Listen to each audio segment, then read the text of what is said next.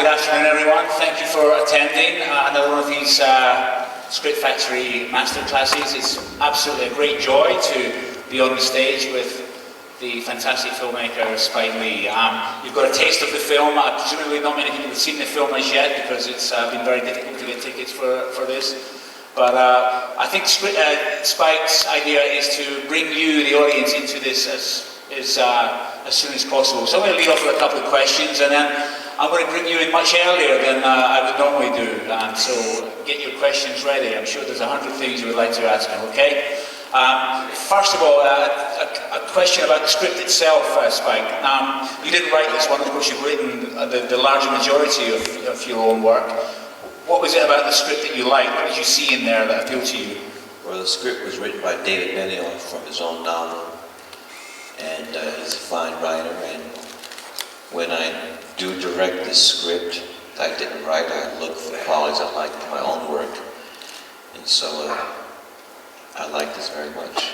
It had certainly there's two things I spotted in there that seems to permeate through most of your work. One essentially is the theme of family, and secondly, of course, New York. I mean, were we looking at a very different New York in this film from your perspective? Well, it's a different New York as opposed to 9/11 New York of when the script and novel were written that day did not occur yet. It was written before that. So at a later stage you put that into the script? Yeah, I put that into the script. Why was that important for you as a director? Well, as a New Yorker and living in New York, I felt that I had to somewhat reflect a change in New York, and I just not want to act like nothing had happened.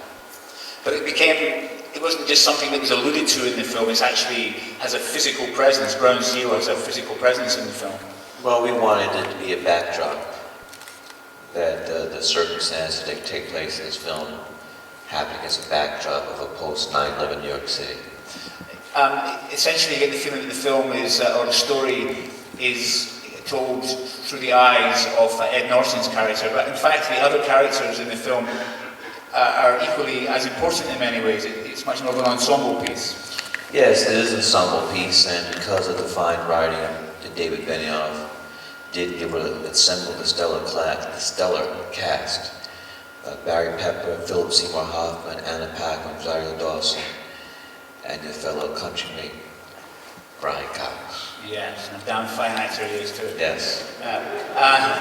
But the characters all seem in some way to have reached a point in time in their life, and even though it's the central story is the final 24 hours of freedom that the character Once Broken had, but the other characters all seem to be journeying towards some kind of major crisis in their life, or journeying through a crisis. Well, the film takes place in a 24-hour day period, so we not only see the crisis he's going through, but his circumstance affects everybody else.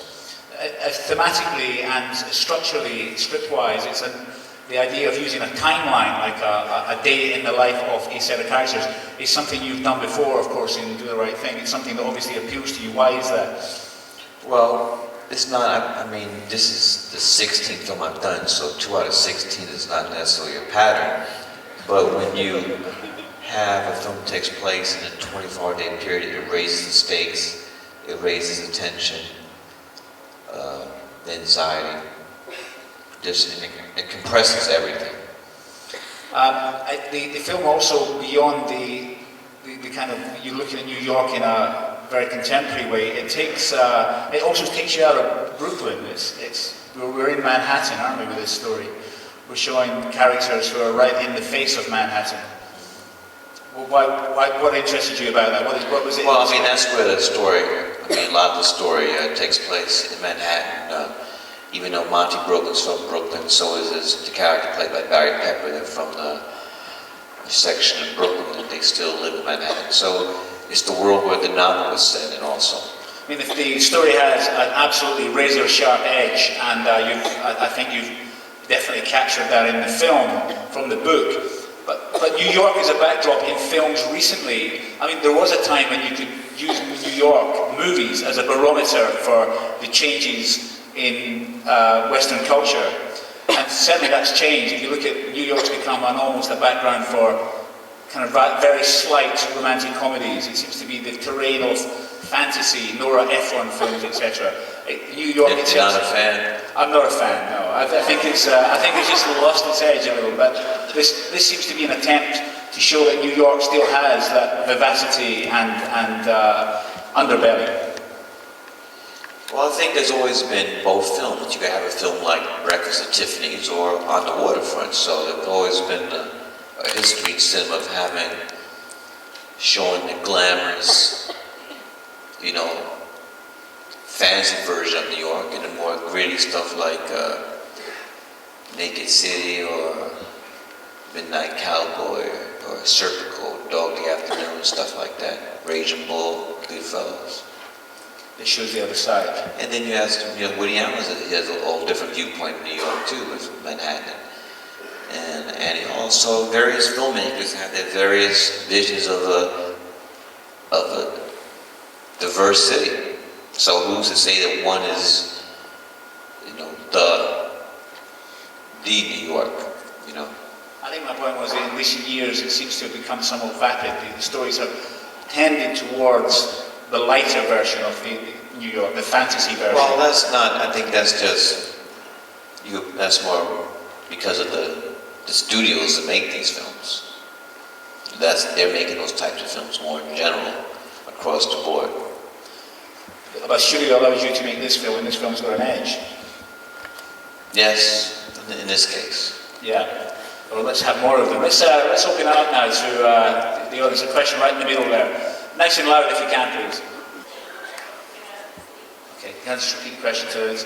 Yeah, how much did you change the script and to capture a kind of sense of the cynicism of the times, the kind of changes? I mean, did you change the script after the events of 9/11? Would that be a kind of summary of the question? There and thereabouts? Why don't we give you a microphone and answer that question? It's a great question, but it's too long. Yeah, why don't you come out there and use the microphone?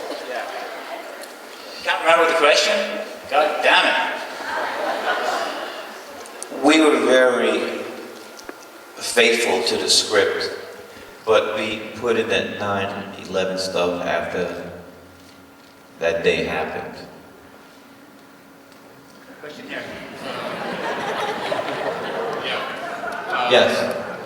I also managed to catch the film in New York before I came over, and I'm interested in the last 10 minutes when they take the left over the. No, I'm not going to tell you anything. Basically, they go over the GW, right? That wasn't in the novel, I assume, and I'm interested in the process of you developing that whole sequence where we see an alternate possibility for this character. How did that come? Well, we just really expanded on what was in the script. In the script, Brian Cox's narration was not as long, but we went to Texas to shoot that sequence. We fell in love with a lot of the film that we shot. So I called the writer David Benioff and told him to write some more narration, so we could expand that fantasy sequence at the end. Quick follow-up. So it was generated more from once you've gone out and shot? Yeah, once we've gone out and shot it. Okay, thanks. Yes. People queuing up now. I have a question. I was at NYU, and I remember you came and you brought Crooklyn to our school, and you talked a lot about filmmakers' responsibility and the sort of privilege of making films that have got an importance to them. And I found it really inspiring, and I wonder if you still hold that same view, and also what sort of political element did you, because I didn't quite grasp the politics that was happening in 25th Hour, and I was wondering if you could. Well, I've never said that every film that I do or every film in general has to be political. I mean, this is a story we wanted to tell. So that was not the agenda on this. I did not write the novel. I did not write the source material. There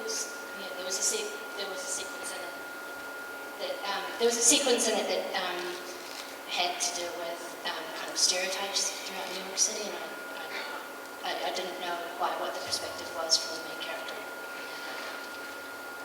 Well, in that sequence, he's blaming all these people as being responsible for him getting ready to go to prison for 7 years.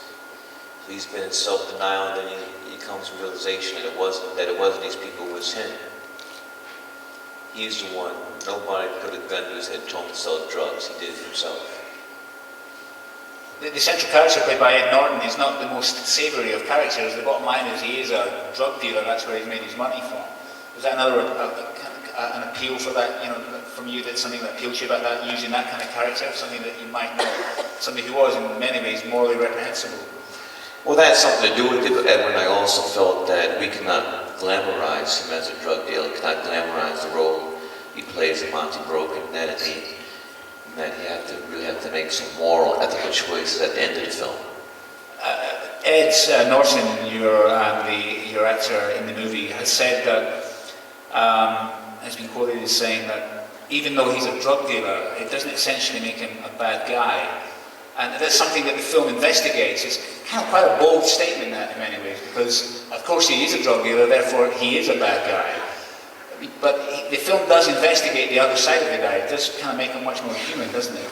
I don't know if Edward said that, because we've talked about it many times, and he is a bad guy. But he's still a human being. And we do not just want to paint him as 100% demonic, So, in a way, that's what attracted Edward to the role, because there was many different things for him to play. Question here. Okay, actually, I've seen the film as well, and what shall I say, I'm not a fan. The two reasons are to blame, because first of all, it's rather simple. It's too much dialogue, in my opinion, but the other is just as well the sequence. You blame any person, as you said, for his career as a drug dealer, but why did you miss fuck Secret Service? They deal drugs just as well, for instance, CIA. I didn't get the last part of the question, sir. Can you repeat it? So, what I missed in the sequence was fuck the Secret Service. This has got something to do with 11th of September just as well. And the New York reality has got to do a lot with Secret Service since this day, and drug dealing. You must mean the CIA, not the Secret Service. Yeah, but it's okay about intelligence, and why didn't you use this aspect? Fuck this CIA. I think that the sequence was long enough. It's certainly something you've used in other films, a kind of diatribe straight down the barrel of the gun. It's something that you obviously enjoy in your... Well, we did that early in Do the Right Thing. Yeah. But again, it came from the novel. Is that a little bit of you in there when that comes out, that type of tirade? No? Not at all. I actually could ask a question more general to filmmaking. Sorry.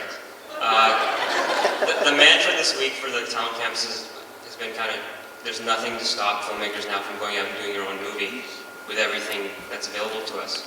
And I know you've done work that's very, very independent. And I just want to know what your advice was for us, because we're like at the point where we just want to go and do it. Well, with technology today, anyone can make a film. You don't need enormous amounts of money. When I filmed before, there's Bamboozle we shot with the Sony VX1000, which is a regular consumer